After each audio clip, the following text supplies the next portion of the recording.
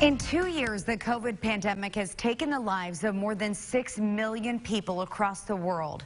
Mark Schlesinger should have been part of that statistic. The odds were stacked against him. The 62-year-old's fight against the virus and his survival, nothing short of a miracle.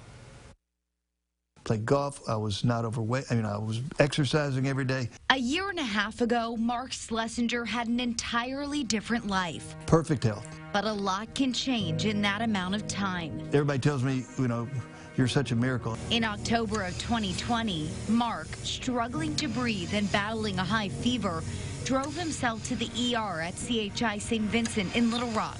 The 62-year-old was diagnosed with COVID-19, immediately put on a ventilator. What followed was a fight to survive, an uphill battle Mark barely remembers. Once I got to the hospital, I was out for a long time. He spent the next 15 months in a hospital bed, a year of that in the ICU. Mark was in a coma for 2.5 weeks.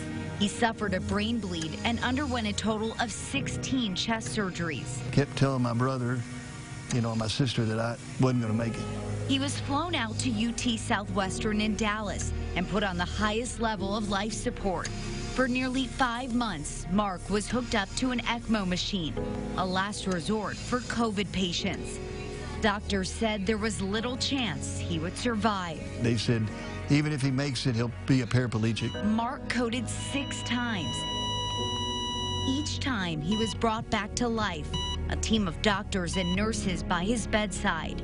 One of them, Lauren, he says never left. I used to read him letters people would send him and then show him pictures, even though he may not remember it in detail, but subconsciously I know that was really gonna help him. She would bring a picture every morning to me of Sophie and say, Mark, this is what you're living for. You cannot give up.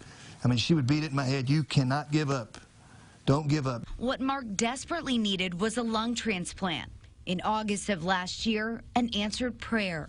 He was finally able to have the surgery. I was told by the doctors in Dallas, there's no one in the country that went through all the things that you did and survived. After a few months of physical therapy in Dallas, Mark came home in February. So many people call me Miracle Mark because it was a total miracle.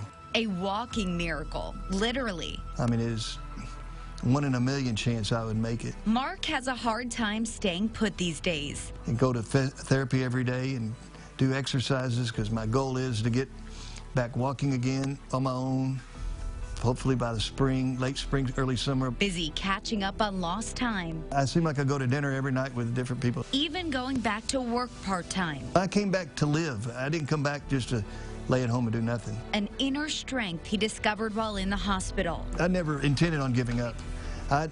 It was I had to feel myself that I was determined and going to make it. Because he had one thing in mind, and that was to get back home to his family and his daughter. Miracle Mark, counting his steps and his blessings. There was so much to be thankful for. One day at a time.